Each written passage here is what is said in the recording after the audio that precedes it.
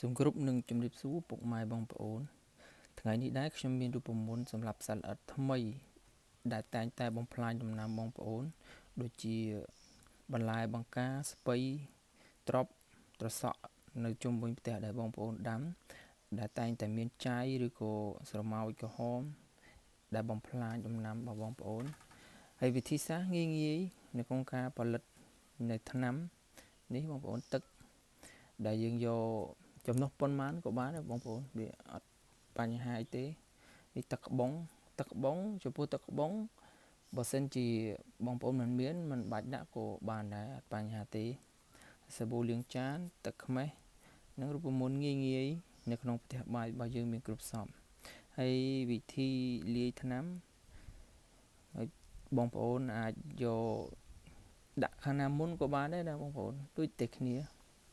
ប៉ុន្តែខ្ញុំចង់បញ្ជាក់ថារូបមន្តថ្មីនេះគឺជារូបមន្តដែលខ្ញុំបន្ថែមអំបិលពីមុនខ្ញុំ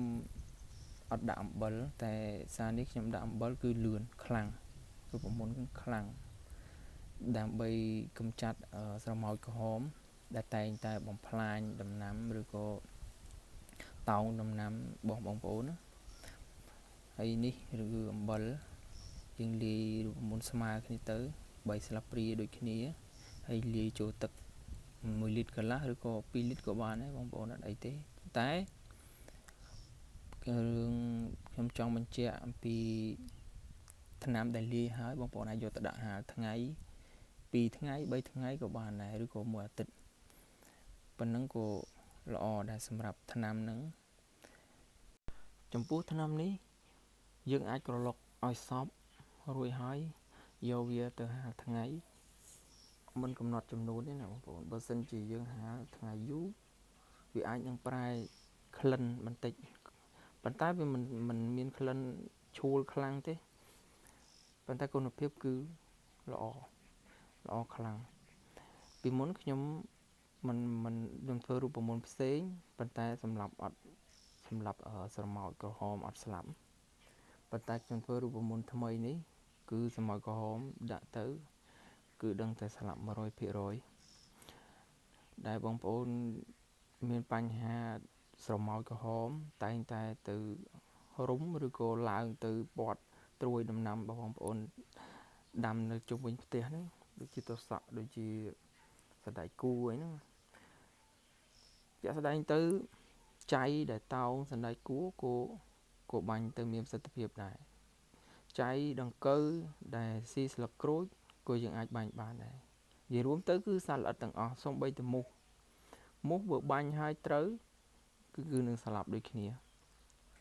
គឺថ្នាំនឹងគឺល្អខ្លាំងហើយចំពោះក្លិនគឺមិនឆួលទេអត់ឆួលខ្លាំងទេបងប្អូនមកក្រឡុកវាឲ្យសព្វលបាយចូលគ្នាហើយយើងយកទៅហាលថ្ងៃហើយក្នុងវីដេអូនេះដែរខ្ញុំហាលរយៈពេលតែ1ថ្ងៃព្រោះស្រមោចតោងដំណាំខ្ញុំច្រើននេះគឺខ្ញុំបានចាក់ថ្នាំនឹងចូលទៅក្នុងដបបំពង់បាញ់ផ្សែងដើម្បីបាញ់សម្លាប់ទៅលើស្រមោចដែលវាតោងទៅលើត្រប់ហើយនឹងសណ្ដែកហើយនឹងត្រសក់ព្រោះខ្ញុំប្រើថ្នាំធម្មជាតិបែបយើងផលិតបែបខ្លួនឯងនេះពីមុនខ្សោយសត្វផ្សេងសត្វល្អិតផ្សេងស្លាប់ប៉ុន្តែស្រមោចក្រហមមិនស្លាប់តែថ្នាំប្រភេទមួយនេះគឺធានា 100% បងប្អូនអាចសាកបាននៅផ្ទះចំពោះវត្ថុធាតុដើមគឺនៅក្នុងផ្ទះបាយយើងទាំងអស់អត់ពិបាករកទេទាំងទឹកខ្មេះហើយខ្ញុំបញ្ជាក់ទៀតចំពោះទឹកក្បុងបើបងប្អូនអត់ដឹងហើយក៏អត់ចេះធ្វើឬក៏ពិបាកមិនបាច់ចាំដាក់ក៏បានដូចគ្នាទេបងប្អូនអត់អីទេព្រោះទឹកក្បុងវាងាយទេផេះកាមផេះខ្ជូងយើងហ្នឹងយើងលាយទឹកទៅយើងសម្រិតយកតែទឹក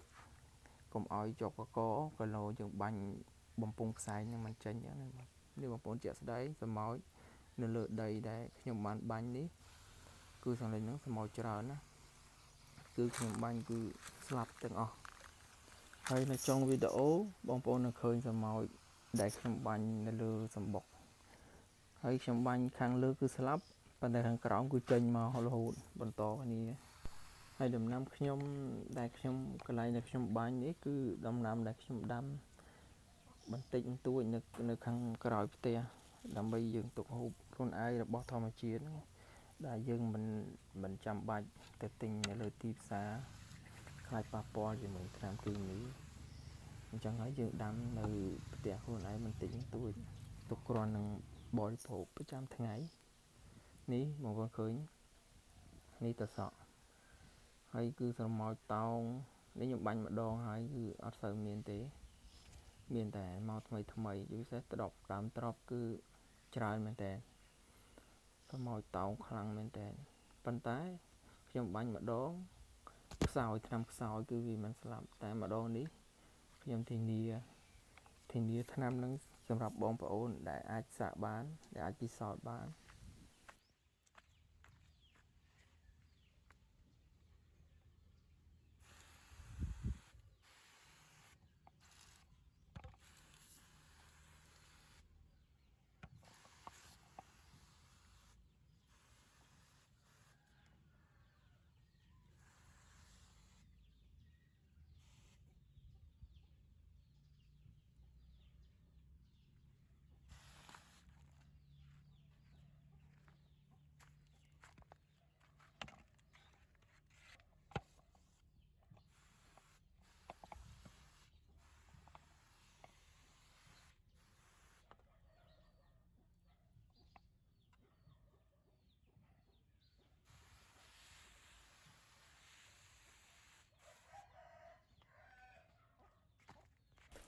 ក្រោយពីបាញ់ហើយទុករយៈពេល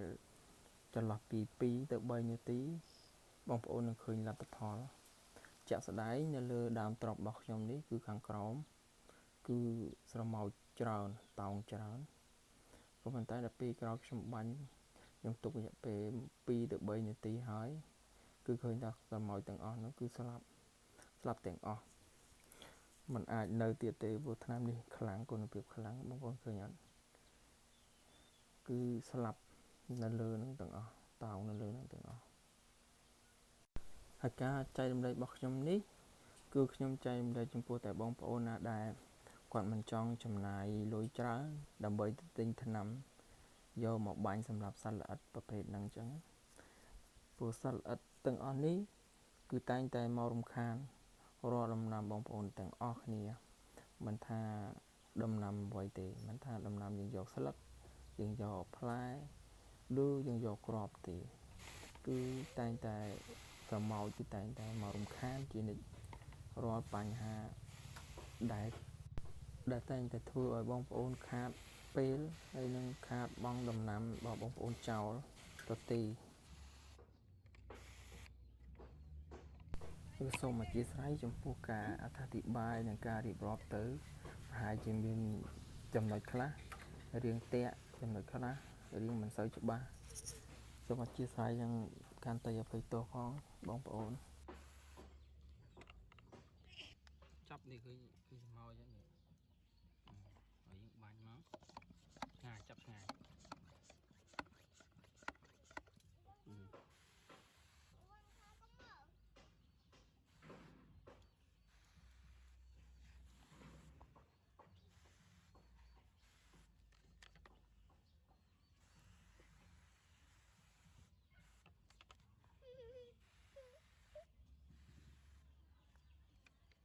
ដាក់គៀកចាំមើលវាប្រកាច់ឃើញទេ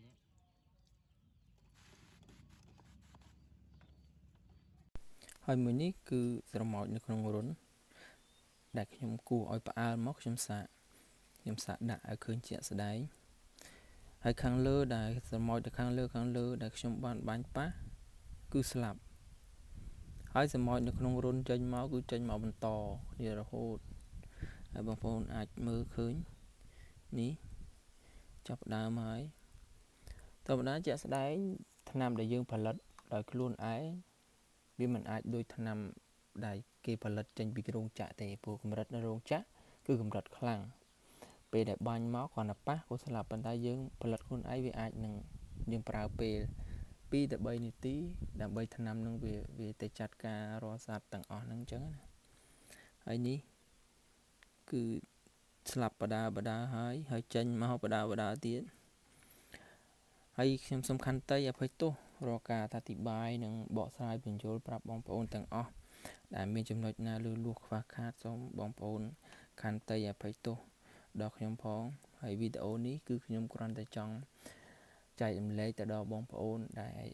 ចូលចិត្តដាំដំណាំបរិភោគខ្លួនឯងនៅផ្ទះគឺសូមអរគុណបងប្អូនសូមអរគុណសូមគោរពលា